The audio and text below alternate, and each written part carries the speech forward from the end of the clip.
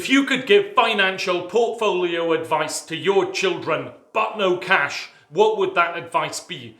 Well, that's the same question that Tony Robbins went about asking financial experts, and he's written a long book about it, over 1,000 pages. Let's summarize it for you. Hi BookTube, I'm Chris, I summarize books. Let's get back to this one.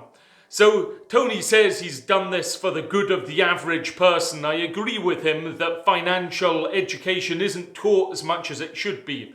Cynically, he'd acquired quite a fortune by then and wanted to know the best way of managing it.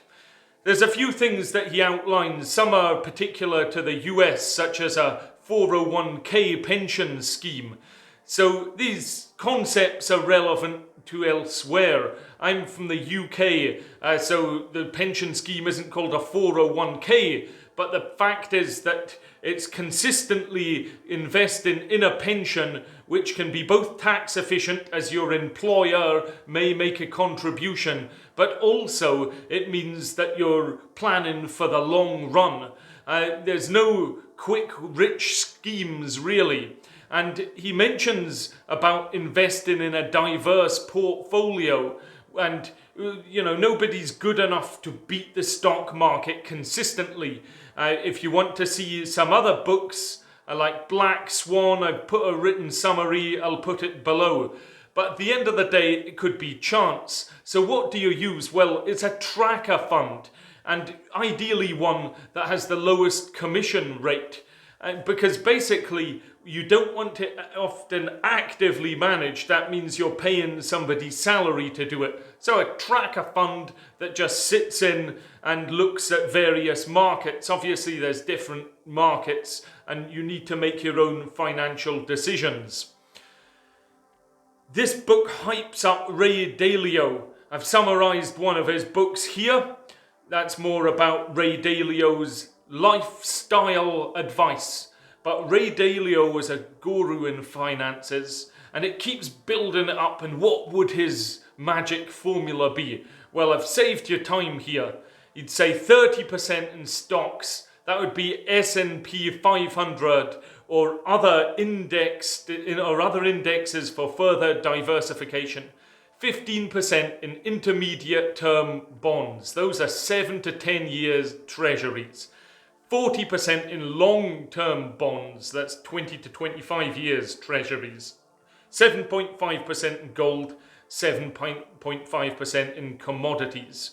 And note, this relates to actually money that you're investing. It's taken for granted that you've already paid off the mortgage of your house. Also, this book was written before cryptocurrency became very much the thing it is now. Briefly, cryptocurrency has a very short sell life, so I doubt much of that would go into Ray Dalio's portfolio he'd be recommending, because really what you're wanting to do with your investment is put it in there and not have to think about it again, not have to keep actively doing anything about it. There's a fascinating chapter about technology that could be used to improve people's lives and in advances such as the smartphone, and he speculates quite wildly about the benefits of 3D printing. Then there's some motivational chapters, how money is not true wealth. And money isn't clearly the only thing that will make you happy. Happiness depends on what you focus on. If you can afford to buy one overpriced Starbucks coffee, or there are other chains such as Costa's, Cafe Nero, but that amount of money is more than many people have to live on per day, so therefore be very grateful. And if people have everything without having to overcome challenges, they're actually not really benefiting. So that would be how you find some rich people have offspring who are kind of spoilt brats and squander things, whereas others who have perhaps not spoilt their children as much, so that they've had to earn their own cash, perhaps become more wholesome people. So let's get back to massive action here, because knowledge into action is the important thing. There's no point acquiring knowledge without actually using it. And Typically, Tony Robbins, this is not really related to money, mentions about condition yourself to live in the way that you want to. And that would be by what you focus on, what emotional state we live in, and condition or prime into our lives a simple routine that is beneficial. There's a book by Dunn and Norton, Happy Money, The Science of Smarter Spending. And I'll summarize that, a summary within a summary of somebody else's summary. But that's firstly investing in experience. So this is such as travel, new skills, taking a course rather than just acquiring more possessions. So these are how to spend your cash to make you happy. Second is buying time for yourself.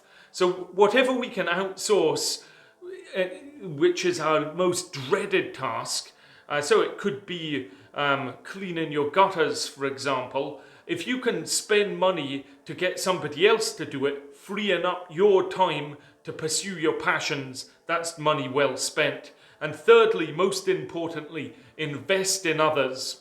Giving our money away actually makes us really happy. I'll end with this. Real wealth is unleashed in your life the moment you find something that you care so deeply for. You will give it all, even your life, if necessary. Take care, and I'll see you next time.